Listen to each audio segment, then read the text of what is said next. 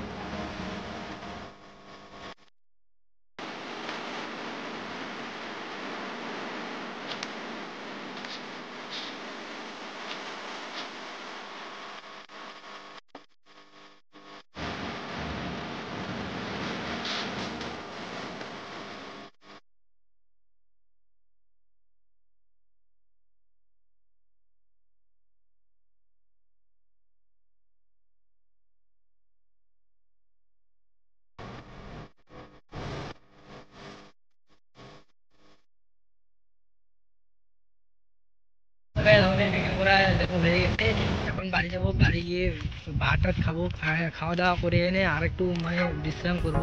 কারণ প্রচুর পরিমাণে বৃষ্টি পড়তেছে, এই বৃষ্টির মধ্যে যদি ভেজি তাহলে জ্বর আসবে।